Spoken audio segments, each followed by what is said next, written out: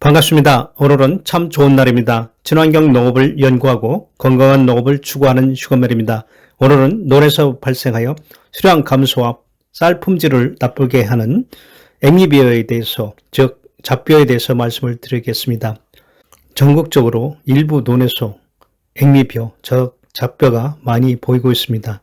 특정 지역 일부 마을에서 잡벼가 많이 우점적으로 발생하는 곳도 있습니다. 이러한 잡정성 벼는 야생벼 또는 전년도에 수확 시에 탄립된 종자들이 이듬해 발화하는 잡수들을 통틀어 잡벼라고 합니다.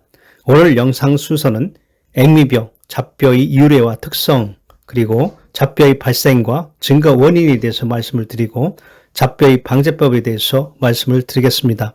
예로부터 재배벼와 형태적으로 비슷해서 준야생성 형태의 앵미벼는 자생하고 있다는 기록들이 옛부터 전해내고 있습니다.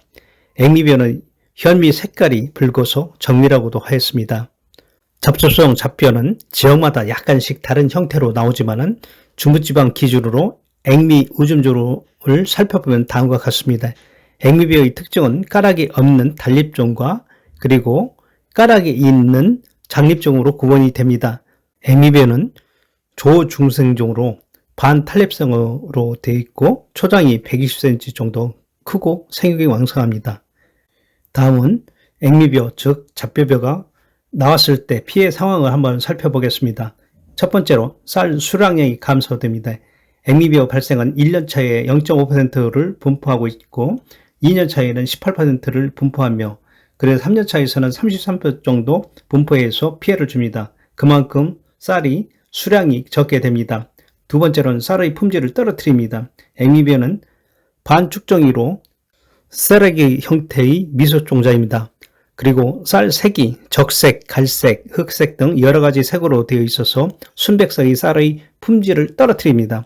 그리고 세 번째로 농잡하기에 불편하고 그리고 돌병의 매개차이입니다. 앵미벼는 성장력이 뛰어나서 양분과 햇볕을 잘 이용해서 앵미벼가 키가 크기 때문에 그리고 콤바인 작업 시에 꺾여서 막히는 경우도 있습니다. 그리고 도일병을 쉽게 감염돼서 전염체로서 재배배에 그 도일병을 전파할 수가 있습니다. 그 네 번째로 이제 미관상 좋지 않습니다. 벼들이 이제 균일하게 자랐는데 불쑥불쑥 솟아 올라 있어서 앵미벼와 잡벼가 미관상으로 좋지 않게 보여서 지역 쌀 이미지가 나빠지기 쉽기 때문에 주위 사람들의 눈총을 많이 받습니다. 다음은 잡벼가 왜 발생하는지 원인에 대해서 말씀을 드리겠습니다. 첫 번째로 격사의 유전, 격동유전이라고 하는데요. 벼에서 유전 쪽으로 고정되지 않고 유전자가 벼의 야생성이 후대의 돌연변이로 인해서 잡벼가 발생이 됩니다. 두 번째로는 자연교잡. 자연교잡이라는 것은 서로 형질의 다른 품종 간에 자연교잡을 하는데 그때 이영주라고 다른 벼들이 나오는데 잡벼와 그리고 재배벼 사이에 자연교잡을 하거나 그 다음에 잡종벼끼리 자연교잡에 의해서 발생이 됩니다. 세 번째, 종자 순도가 떨어지는 품종을 사용했을 때 발생합니다. 보급종이 아닌 전년도 자가체종 종자를 사용했을 때 앵미가 많이 발생합니다. 자가체종을 한 벼를 농협에서 공급했을 때 농가들이 앵미벼가 많이 나왔다고 항의하는 경우도 많이 있었습니다. 땅속에 앵미벼가 휴면하고 있다가 종자가 발화되는 경우가 있습니다. 앵미벼를 연구한 논문에 의하면 앵미벼는 20년 이상 땅속에서 휴면하고 있다가 환경이 좋으면 잡벼의 종자가 발화가 가능하다고 합니다. 그리고 이 잡종벼가 많이 발생하는 원인에 대해서 한번 말씀을 드리겠습니다. 첫 번째 원인이 번식 능력이 좋습니다. 과거부터 자생하던 재래종 야생벼이므로 재배벼와 자연교잡에 의해서 급속히 번식합니다. 두 번째로 환경에 대한 적응력이 뛰어납니다. 앵미벼는 벼의 환경이 불리하면 휴면하고 좋은 환경이면 휴면이 탑재되어 발화가 됩니다. 세 번째로 경운 작업을 소홀히 합니다. 인력 부족과 생력화로 경운을 기피하고 노타리 작업만 해서 잡벼와 그리고 전년도에 탄립된 종자들이 발화가 잘 됩니다. 네 번째로 벼 소득이 줄었기 때문에 앵미 제거 작업을 소홀히 합니다. 벼농사에서 돈이 안 되기 때문에 벼농사에 대한 관심도가 낮아서 잡수나 이영주에 대한 제거를 하지 않고 방치하게 합니다.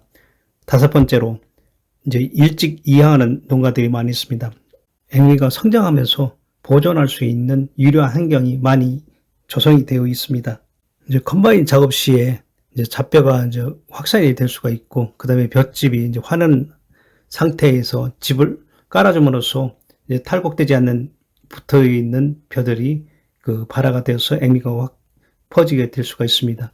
그리고 탄립이 잘 되어서 번식이 빠릅니다. 앵미는 벼가 여물기도 전에 약간만 건드려도 벼가 떨어지고 반축종이로 가벼워서 물이나 바람에도 이동이 가능해서 확산 속도가 빠릅니다.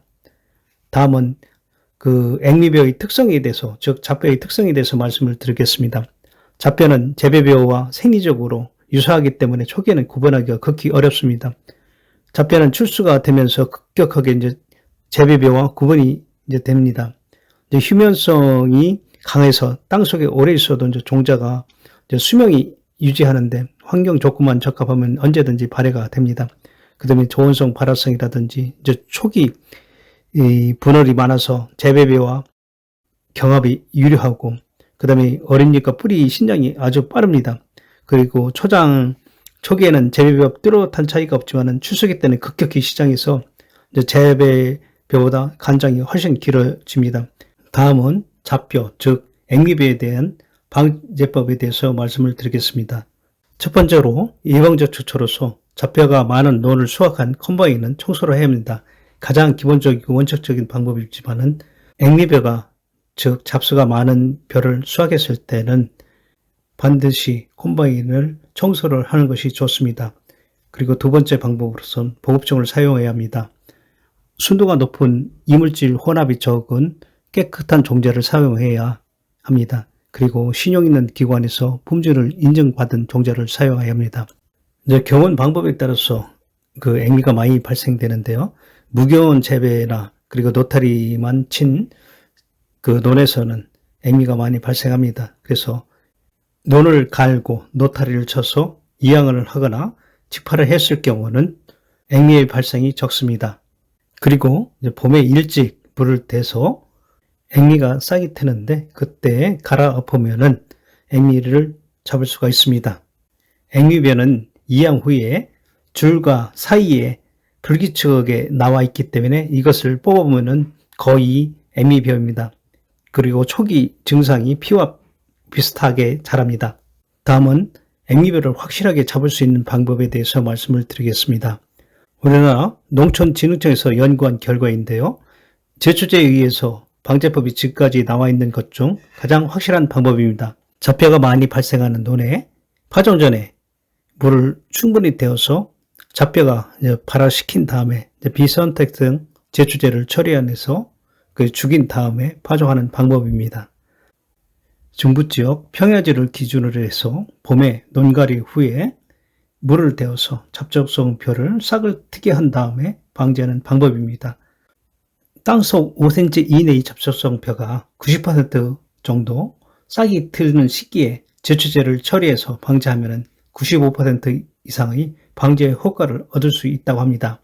따라서 문호전파는 4월 10일에 물을 대고 5월 5일경에 비선택성 제초제를 살포해서 5월 15일경에 파종하는 방법입니다.